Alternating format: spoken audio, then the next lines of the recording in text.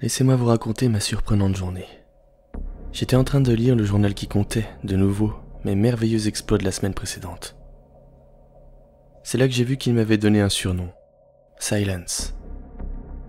Les corps avaient été retrouvés complètement grillés, chacun devant leur habitation. J'ai pris soin d'ajouter une petite signature sur chacun d'eux. Un panneau agrafé à leur torse, sommant aux gens de faire moins de bruit. Et sur chacune des charognes, j'ai aussi posé un CD. Sur celui-ci, il y avait la vidéo de leur mort, électrocutés après mon hurlement. Ils m'avaient poussé, moi, l'adorateur du silence, à crier. Je n'arrivais pas à considérer tout ça comme étant une victoire, mais plutôt comme une défaite cuisante. Mais j'accepte la défaite. Alors il fallait que je signe mon œuvre aussi ratée soit-elle. Les jours qui ont suivi, j'avais déjà élaboré un nouveau plan. Je sais que j'ai, malgré tout, marqué les gens avec cette œuvre ratée. Mais il m'en fallait une réussie pour qu'ils s'en souviennent à jamais et voient le bruit comme un véritable danger. J'ai donc trouvé une bâtisse, un vieil établissement facile à louer dans l'anonymat. Je l'ai payé pour 1 mois, même si je n'avais pas besoin d'autant de temps. J'ai vu large. J'y ai installé quelques-unes de mes idées que j'avais depuis quelque temps, avant même ma première œuvre ratée. J'ai trouvé 3 victimes potentielles et les ai installées à l'intérieur de la bâtisse. C'était une sorte d'ancienne boutique, assez éloignée de toute civilisation. J'ai pris soin d'installer des caméras, des micros, des petits haut-parleurs et des détecteurs. Sur les bandes vidéo, au début, ils étaient assez déstabilisés. L'un s'est réveillé en se tenant la tête. L'autre s'est mis debout presque aussitôt, l'air paniqué. La 3e personne avait les yeux dans le vide. Il semblait très calme ou alors complètement perdu. Ils se sont mis à marcher de pièce en pièce. L'un d'eux a murmuré. « Mais qu'est-ce qu'on fout ici? Et c'est quoi qui schlingue comme ça ?»« J'en ai aucune idée, mais ça sent la charogne. » Le 3e était resté silencieux et observait les moindres recoins de la pièce où ils se trouvaient tous. Donc ils chuchotaient pour le moment, chose incroyable puisqu'ils étaient étonnamment bruyants dans la vraie vie. Je ne choisis pas mes victimes au hasard. Ensuite, ils ont franchi ensemble la première porte. Le plus calme des 3 restait en arrière sur ses gardes. Les 2 autres l'ont franchi sans réfléchir. Cette porte grinçait horriblement. Le silence était si pesant que l'un d'eux sursauta. Et là, un de mes détecteurs s'est enclenché. Celui-ci n'activait que l'un de mes haut-parleurs, heureusement pour eux, car tous les autres systèmes étaient désactivés quand un de mes haut-parleurs se mettait en route. Bienvenue à vous, nuisibles. Si vous êtes ici, c'est pour vous repentir. Vous repentir de vos bruits incessants qui font souffrir le commun des mortels un tant soit peu sensible à ces immondices. Qu'est-ce que c'est que ce bordel? Vous êtes la plèbe de la société, des nuisibles. L'un de vous casse les oreilles des autres en hurlant derrière un micro pour son groupe de rock. L'autre, gérant de magasin de farce et attrape, vend toutes sortes de pétards et feux d'artifice à des jeunes qui vont répandre le bruit partout autour d'eux. Et le dernier, quant à lui, du haut de ses 50 ans, loue des voitures de sport à tout va sans se soucier des grondements assourdissants que peuvent faire les moteurs. Ils s'étaient tous regardés un instant, mais ne voyaient pas de cinquantenaire. Il est donc temps pour vous de vous repentir. Soyez silencieux, et vous vous en sortirez. Bonne chance dans votre aventure. Après la fin de l'annonce, ils étaient restés debout sans bouger. Ils se sont regardés dans les yeux, n'osant pas parler. Mais l'un d'eux, le vendeur de farce et attrape, a pris la parole.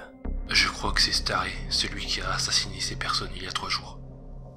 Si tel est le cas, alors il ne faut faire aucun bruit, sans quoi on risque de mourir ici. Gardons notre calme et faisons vraiment attention. La 3e personne était encore en train de décortiquer de ses yeux la salle suivante, restant silencieuse, sans avoir décroché un mot depuis le début de leur aventure. La pièce où ils se trouvaient était particulièrement sombre. C'est pour cela qu'ils n'ont pas remarqué un petit détail. Le rocker a marché sur du verre. Un clic s'est activé, et là, sans un cri, il est tombé sur le sol. Une flèche d'arbalète était logée dans sa tête. Les 2 se mirent les mains sur la bouche, choqués, mais se retenant de hurler. Ils ont ensuite esquivé les morceaux de verre, sans regarder le corps sur le sol. Le moins calme des 2 restants pleurait, ne pouvant retenir ses larmes à la vue du sang s'écoulant du crâne de ce nuisible. Néanmoins, ils continuèrent à marcher. Ils virent la porte et la poussaient avec précaution, sans un bruit. Puis ils passèrent ensuite la porte suivante. C'est ainsi qu'ils avaient enclenché un autre de mes haut-parleurs, relié à l'un de mes détecteurs de mouvement. Bravo, vous avez réussi à franchir la seconde porte. C'est que vous avez compris que le bruit est un véritable danger ici. J'espère que vous êtes tous les trois présents. Si ce n'est pas le cas, sachez qu'il ne reste que 2 épreuves avant votre rédemption. Allez, encore un petit effort. 2 portes à franchir et vous êtes pardonnés. Bordel. La panique se faisait sentir chez l'un, tandis que l'autre continuait de garder son calme. Ils ont franchi la salle suivante sans accroc à mon grand désarroi. Ils ont esquivé, malgré la pesante noirceur de la salle, les tables sur lesquelles étaient posées des différentes bouteilles en verre qui se seraient éclatées sur le béton en cas de contact. Le plus calme était toujours en retrait, à l'arrière, laissant son collègue aussi courageux que stupide franchir la nouvelle porte. Une nouvelle fois, l'haut-parleur a résonné dans la salle.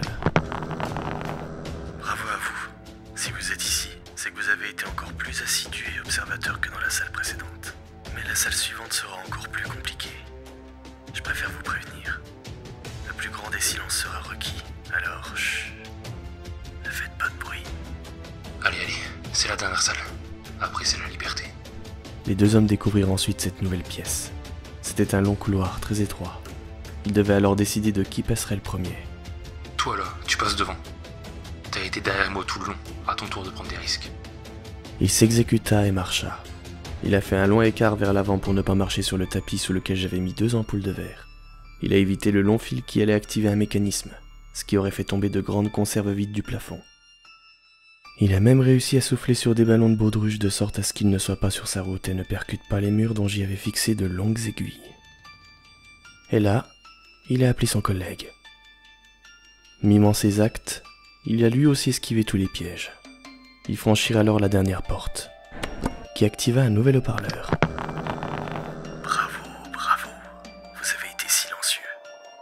Si vous êtes tous en vie, c'est que vous avez réussi. Vous pouvez d'ores et déjà franchir la nouvelle porte. L'unique. La dernière. Et vous repentir de vos actes. La lourde porte en métal dont je parlais se trouvait juste en face d'eux. Je n'ose pas y croire. On a réussi. Je tiens à m'excuser pour l'odeur de la première salle. Mais je ne savais pas où cacher le corps. En réalité, je voulais faire en sorte que quelqu'un teste mes pièges avant de vous les faire traverser. Quoi de plus normal?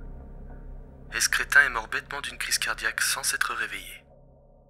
Il n'avait que 50 ans, mais travaillait dans le milieu de l'automobile, de la pollution et tout ça. Ça a dû lui pourrir son cœur à petit feu. 50 ans, dans le milieu de l'automobile. Et n'ayant pas trouvé de remplaçant, il faut parfois faire soi-même la sale besogne. Et là, il se tourna vers la silhouette qui l'avait accompagné tout au long de son périple. Qui es-tu? Merci à toi d'avoir participé au test. Maintenant, je sais que tout est opérationnel. Non. Qu'est-ce que j'ai détesté presser sur la détente. J'espère ne plus jamais avoir à le refaire.